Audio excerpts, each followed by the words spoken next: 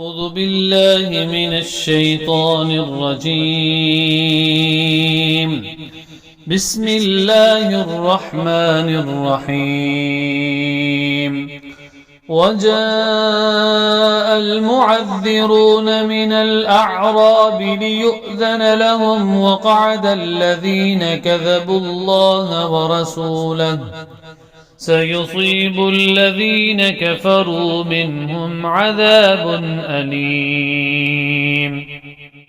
ليس على الضعفاء ولا على المرضى ولا على الذين لا يجدون ما ينفقون حرج إذا نصحوا لله ورسوله ما على المحسنين من سبيل والله غفور رحيم. ولا على الذين إذا ما أتوك لتحملهم قلت لا أجد ما أحملكم عليه تولوا وأعينهم تفيض من الدمع حزنا ألا يجدوا ما ينفقون إنما السبيل على الذين يستأذنونك وهم أغنياء رضوا بأن يكونوا مع الخوالف وطبع الله على قلوبهم فهم لا يعلمون. يعتذرون إليكم إذا رجعتم إليهم قل لا تعتذروا لن نؤمن لكم قد نبأنا الله من أخباركم وسيرى الله عملكم ورسوله ثم تردون إلى عالم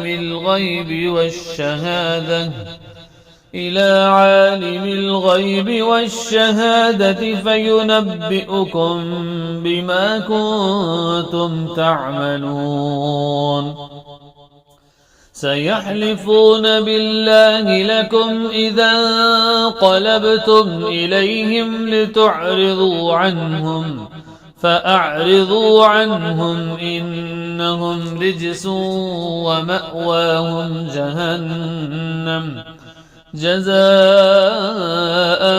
بما كانوا يكسبون.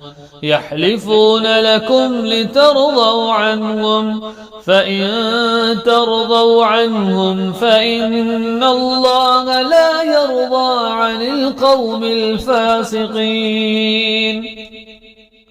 الأعراب أشد كفرا ونفاقا وأجدر ألا يعلموا حدود ما أنزل الله على رسوله والله عليم حكيم.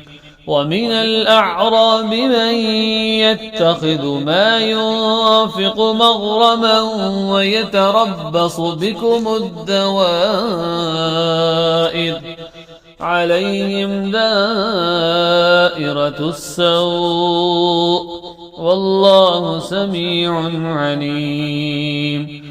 ومن الأعراب من يؤمن بالله واليوم الآخر ويتخذ ما ينفق قربات عند الله وصلوات الرسول ألا إنها قربة لهم سيدخلهم الله في رحمته إن الله غفور رحيم.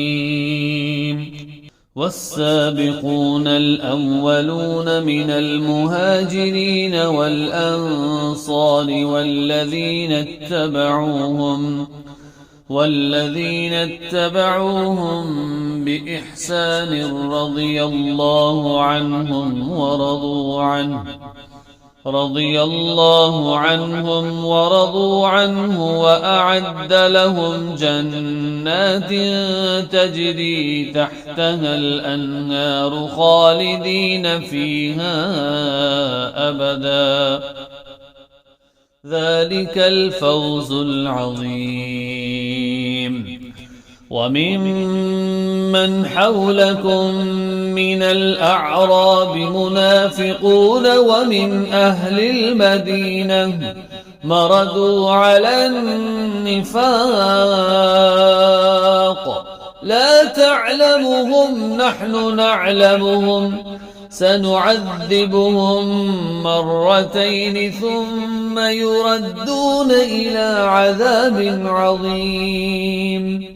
وآخرون اعترفوا بذنوبهم خلطوا عملا صالحا وآخر سيئا عسى الله أن يتوب عليهم إن الله غفور رحيم. خذ من أموالهم صدقة تطهرهم وتزكيهم بها وصل عليهم إن صلاتك سكن لهم والله سميع عليم. ألم يعلموا أن الله هو يقبل التوبة عن عباده ويأخذ الصدقات وأن الله تواب رحيم. وقل اعملوا فسيرى الله عملكم ورسوله والمؤمنون وستردون إلى عالم الغيب والشهادة فينبئكم بما كنتم تعملون. وآخرون مرجون لأمر الله إما يعذبهم وإما يتوب عليهم والله عليم حكيم. والذين اتخذوا مسجدا ضرارا وكفرا وتفريقا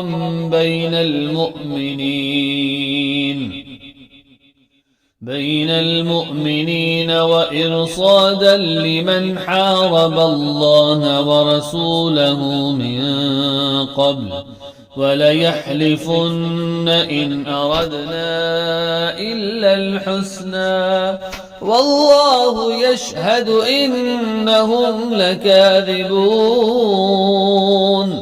لا تقم فيه أبدا لمسجد أسس على التقوى من أول يوم أحق أن تقوم فيه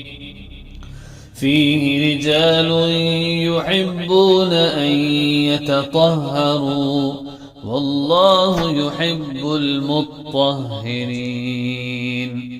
أفمن أسس بنيانه على تقوى من الله ورضوان خير أم من أسس بنيانه على تقوى من الله ورضوان خير أم من أسس بنيانه على شفا جرف هار فانهار به في نار جهنم والله لا يهدي القوم الظالمين. لا يزال بنيانهم الذي بنوا ريبة في قلوبهم إلا أن تقطع قلوبهم والله عليم حكيم.